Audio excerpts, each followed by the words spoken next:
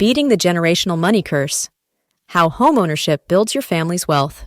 Just about every parent wants to provide their descendants with the means to live comfortably, grow, and prosper.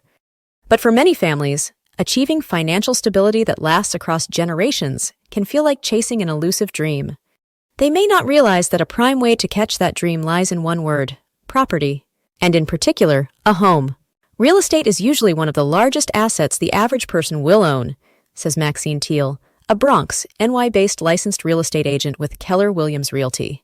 And such a large asset appreciating over time typically results in huge profits, which, if used correctly, can positively impact the next generation's wealth. In other words, your residence can be a key financial resource for your family. Buying and maintaining a home builds an equity, ownership stake you can pass down to your heirs. Why is home equity important? Home equity is the portion of your property that you actually own outright. It represents the residence's current market value minus any outstanding mortgage debt. When you borrow to buy a home, your initial equity stake equals your down payment, the amount of money you directly contributed towards the purchase instead of financing. Over time, your home equity increases in two primary ways: by a decrease in the mortgage debt and by a rise in the property's value. Your equity grows as you make mortgage payments, thereby reducing the mortgage balance. And as your home's market value climbs due to factors like home improvements made or neighborhood enhancements, as well as overall real estate market trends, explains Matt Dunbar, Senior Vice President of the Southeast Region for Churchill Mortgage. Your equity slice of homeownership is crucial, as it's not just a theoretical figure. It translates into real financial potential, an asset that can be borrowed against or sold for profit. You can tap home equity in various ways: in the form of a home equity loan, home equity line of credit, or cash-out refinance of your primary mortgage, often at better interest rates than personal loans. Your equity can also net you a tidy profit when it's time to sell your home. Home equity is often the primary source of wealth for many homeowners, Dunbar adds, and for their descendants, if the property or proceeds from the property remain in the homeowner's estate. Using home equity to build generational wealth. Generational wealth refers to assets that are passed down from one generation of a family to the next. It can take any form: stocks, bonds, and other investments, family businesses, bank and financial accounts, and tangible assets like art, precious metals, and real estate. It's possible to build generational wealth via home equity largely because it requires only two actions, says Robert Johnson, a professor of finance at Hyder College of Business, Creighton University.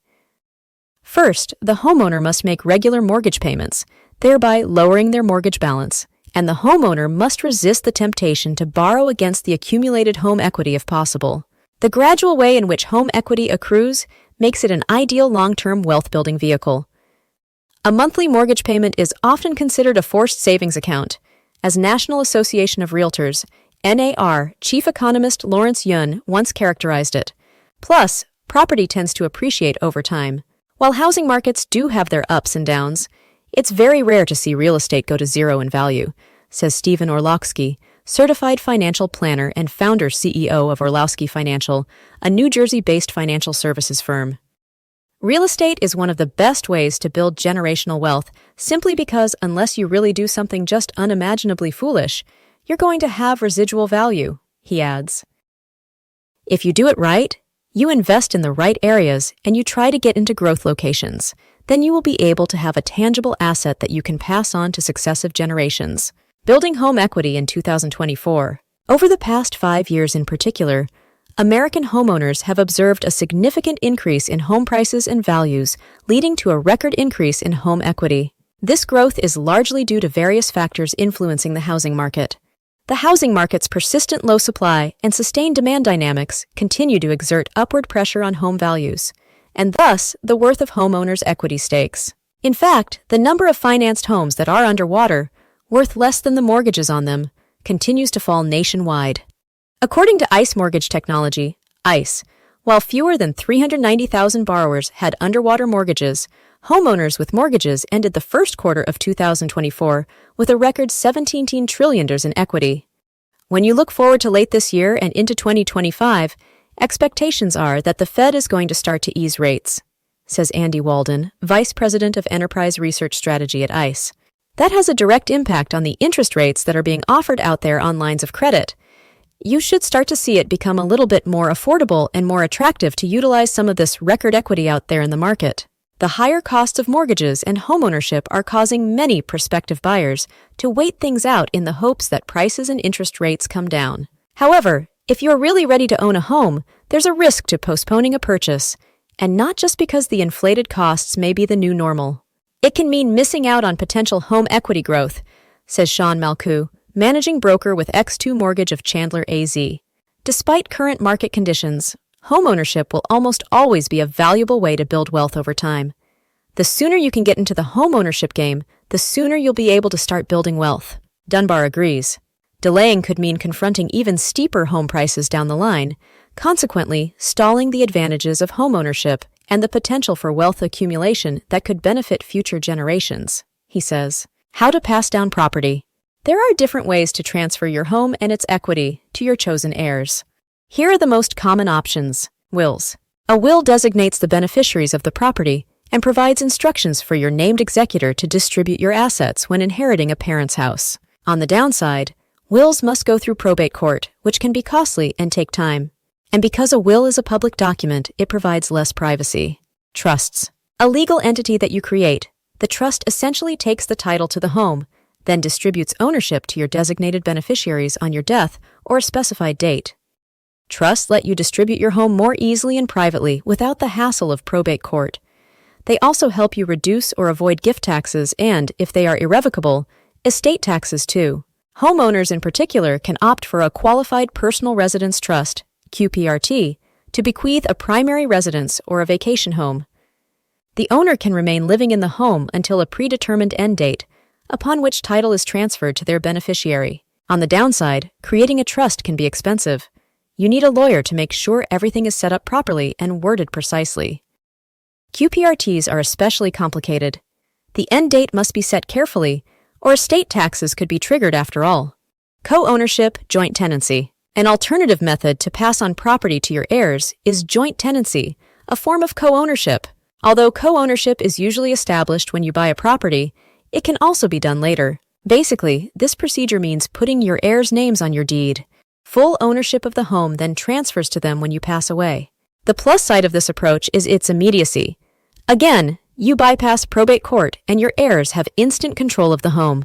The downside, making the heir a co-owner means they must agree to a sale, refinance, or other transaction that affects the home. Also, there may be gift tax consequences for the original owner, and the heir may pay more in capital gains taxes when they sell the property. Transfer on death deed. Instead of adding a co-owner to a deed, you can create, sign, and record a transfer on death, TOD deed, or a TOD designation to a deed. With this action, you're designating a beneficiary to the home, as you would for an insurance policy or an investment account. Upon proof of your death, it goes immediately to the beneficiary. The pros of TODs include its efficiency and avoidance of federal gift taxes.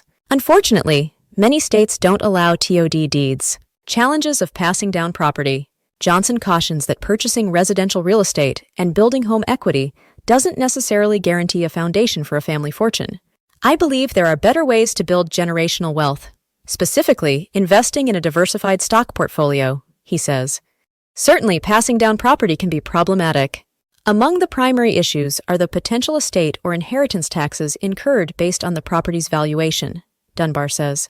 That can be true of any asset, of course, but additionally, unresolved liens or mortgages on the property can further complicate the handover process. Inheriting a house with a mortgage can especially be burdensome to heirs if they're not in a position to assume the debt. Moreover, older properties might require substantial maintenance or renovations, adding further challenges for the inheritors, he notes. Then there's the problem of liquidity. Home equity wealth can't easily be shared or divvied up among multiple owners, the way cash or stocks can. Maybe there are multiple siblings, multiple beneficiaries that would inherit the property. How do we determine what we want for this property? Asks Chavis. Maybe one or two of us want to keep it. Maybe one or two of us want to sell it for various reasons. That can lead to some conflicts and challenges. You potentially have to go through a legal process if they can't agree amicably. Of course, a lot of that can be mitigated with proper estate planning. Bottom line on home equity and generational wealth. Real estate is one of the pillars to wealth, says Teal. It's an asset that appreciates over time, and that appreciation minus any debts on the home is attached to the home and not the owner. So when the asset, meaning your home, is passed down from one generation to the next, the home equity is now theirs. Time is of the essence. If buying a home stretches a budget to the point of constant financial stress, it might not be the right move, says Malku. However, potential homeowners need to understand that the longer they own a home, the more affordable it will become, and the quicker their home equity should grow. No investment is perfect, of course. A home's illiquidity can make it a hassle for inheritance. Still, the enduring value of real estate and the track record of homes appreciating over time make it a powerful tool for wealth creation, Dunbar states. By building equity and leveraging the financial perks of owning property, you can establish a solid foundation for long-term prosperity. Thanks for watching.